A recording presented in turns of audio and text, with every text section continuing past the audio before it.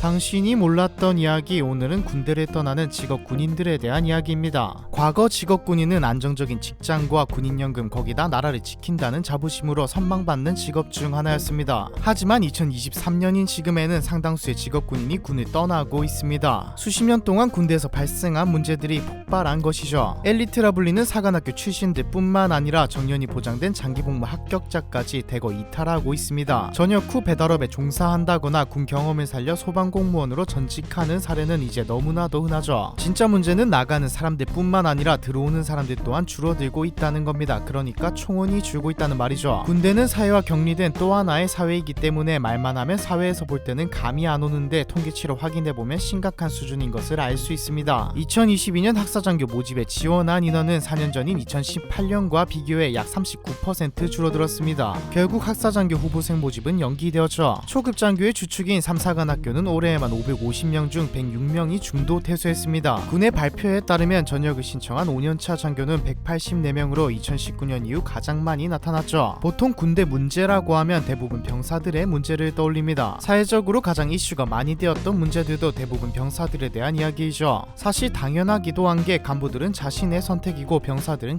강제이니까요. 사회적으로 병사에 대한 이슈가 많이 나오다 보니 군대에서는 병사들의 처우 개선에 포커스를 맞추었습니다. 당연히 병사들도 대우를 받아야죠. 하지만 현대화되고 선진화되는 병사들의 처우에 비해 간부들은 비교적 홀대를 받게 되었습니다. 금방 말했듯이 간부는 선택이죠. 이런 상황이다 보니 간부들이 군대를 떠나기 시작한 겁니다. 그런데 단순히 조금 대우가 안 좋아서 군대를 떠나는 걸까요? 간부들에게는 군인은 직업인데 직장 환경이 좀 안 좋다고 포기하는 건 좀 이해가 안 됩니다. 사실 초급 간부들의 지원이 줄어들고 부대를 떠나는 사람들이 늘고 있다는 것은 최근에 나오기 시작한 게 아닙니다. 10년 전부터 나오던 이야기죠. 안정적인 직업 군인하면 가장 먼저 떠오르는 생각인데 사실 그렇게 안정적이지도 않습니다. 우리가 흔히 공시생이라고 하죠. 공시생 생활을 거쳐 들어가는 9급, 7급, 5급 공무원이 안정적이지 군인은 장기 복무에 선발되지 못하면 군대를 나와야 하죠. 실제로 군대를 떠난 군인들 중 다수가 이유로 직업 안정성을 말했습니다. 군인 가족들을 대상으로 군 직업 기피 이유에 대해 설문조사를 했을 때 대다수가 낮은 보수와 직업의 불안정성을 말했죠. 정년이 보장되는 것도 아닌데 군인을 할 이유가 있나, 이게 지금 20대가 직업 군인에 대해 가지는 생각입니다.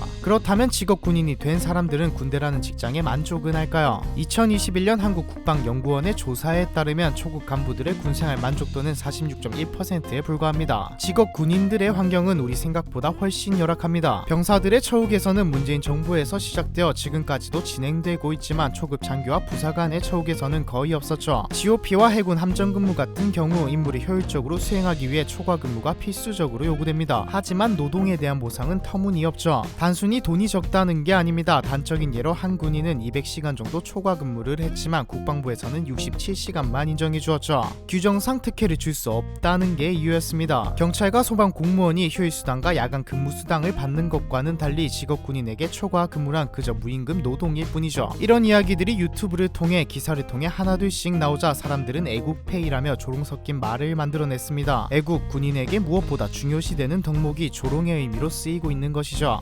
국민들의 조롱에 이종석 국방부 장관은 하사의 평균 월급이 280만원이며 군인들은 충분한 지원을 받고 있다는 말을 했습니다. 280만원 괜찮은 월급이죠. 사실이라면 말입니다. 8년차 직업군인의 부인이라고 밝힌 사람은 청원을 통해 자신의 남편은 8년이라는 긴 시간 동안 복무했음에도 210만원이라는 작은 봉급뿐이며 고된 근무와 희생에 맞지 않는 보상이라는 말을 했죠. 청원은 많은 공감을 얻고 처우 개선을 요구하며 군 실태를 고발하는 목소리가 나오게 만들었습니다. 육군 과학과 전투훈련인 KCTC 훈련에 참가한 군 간부는 훈련이 끝난 후 20일 동안의 식비인 22만 5천원을 입금하라는 통보를 받죠. 훈련 동안 먹은 것은 대부분 전투 식량이었고 무엇보다 의무로 참가해야 하는 훈련에 사비리 지출해야 한다는 것은 납득이 가지 않는 일입니다. 훈련이 아닌 평시에도 간부들을 위한 식비는 지급되지 않습니다. 그렇기 때문에 하루 종일 근무를 서야 하는 당직 근무는 직업군인들에게 기피 대상이죠. 하루를 꼬박 세우고도 근무수당은 만원, 오히려 식비로 지출하는 게 더 큽니다. 군이라는 폐쇄적인 환경도 간부들이 떠나는 이유 중 하나이죠. 제한되기 쉬운 휴가, 격오지에서의 복무, 가족과의 단절, 애국심 하나만으로 청춘을 바치기에는 힘든 현실이죠. 이건 과거부터 직업 군인을 한다면 어쩔 수 없는 부분이었습니다. 지금 이 문제가 다시 부각되는 것은 다른 이유들과 맞물려 있기 때문이죠. 격오지에서 신혼도 즐기지 못한 채 단절되어 한몸 나라에 바쳤지만 보상은 터무니없으니까요. 올해 2월 SNS를 통해 공개된 공군 간부의 숙소도 사람들에게 충격을 주었죠. 방은 성인 2명이 누우면 꽉 찰 정도였거든요.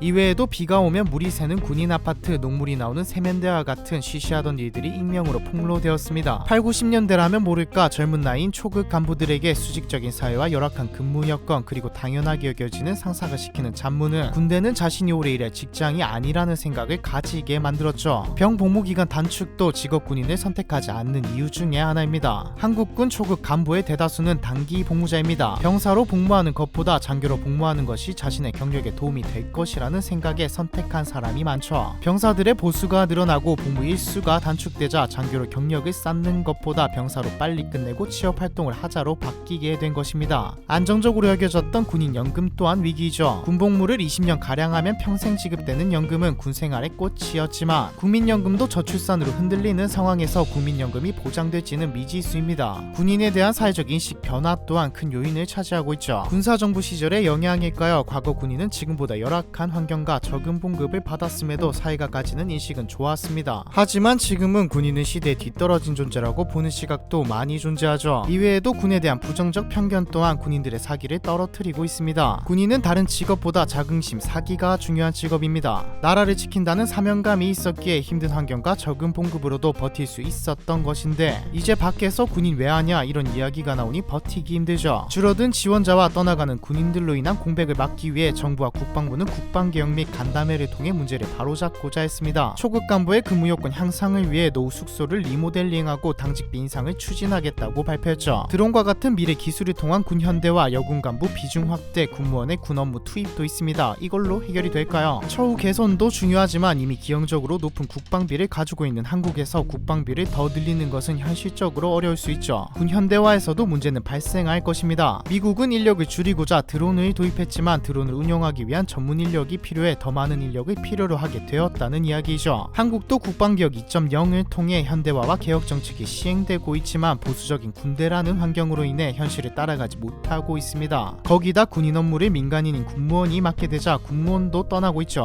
기존의 국방부는 직업군인을 대량 충원하고 대량 전역시키는 방식을 사용했습니다. 직업군인에 대한 수요가 많았기에 가능한 일이었죠. 수요가 줄어든 지금에는 구조적인 변화가 있어야 할 것입니다. 수당을 늘리거나 단발적으로 문제를 해결하는 것이 아닌 보다 근본적인 해결이 말이죠. 군대는 국가의 필수적인 부분입니다. 우리가 아무 걱정 없이 하루를 보낼 수 있는 것도 군대에서 고생하는 사람들 덕분이죠. 사람들이 군인을 볼 때 존경하고 고마운 시선으로 봤으면 좋겠네요. 제가 동기들과 휴가를 나왔을 때 터미널에서 누가 저희에게 조롱 섞인 말투로 장난을 치던데 자괴감이 들면서 자긍심 뭐 이런 게 싹 사라지더라고요. 군인들은 왜 군대를 떠나나에 대한 이야기, 이번 편은 여기까지입니다.